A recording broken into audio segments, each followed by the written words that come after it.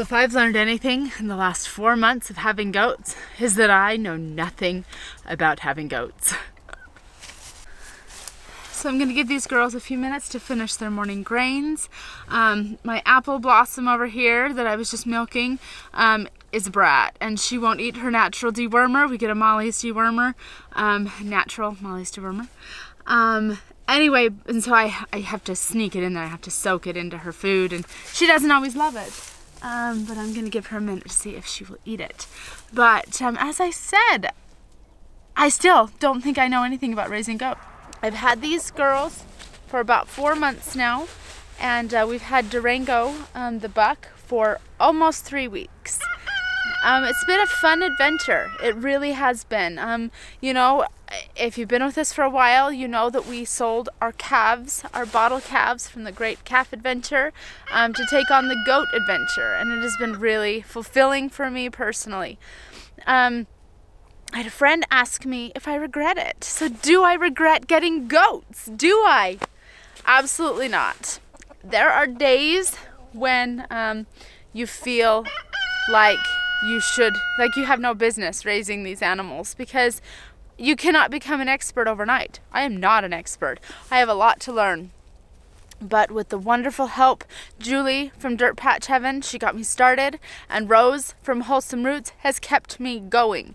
Without the help of those two, I'm not sure. Well, first of all, I wouldn't have goats if it weren't for Julie, and I am positive these goats would not be doing as well as they are without Rose. So I am just really grateful for the knowledge that my friends share with me.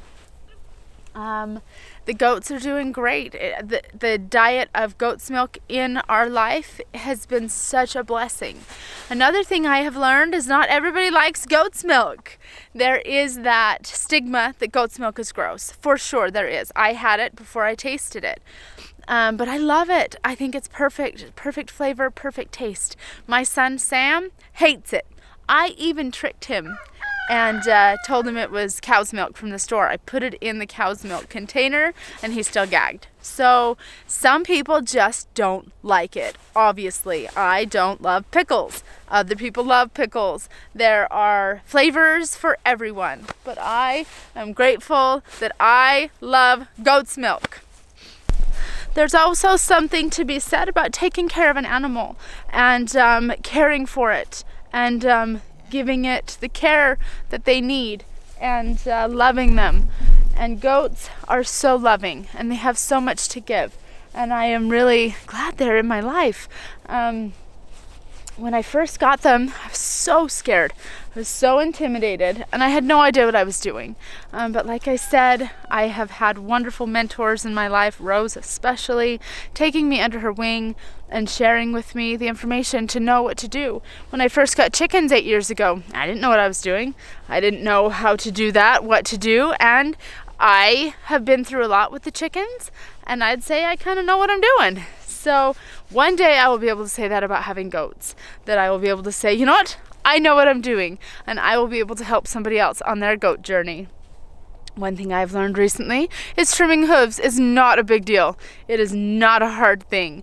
It's those things those fears that leave you frozen. You're like, I can't do that, I can't. But gosh, try. You never know how good you're going to be at something until you try. And I'm really, really excited to get good at goats.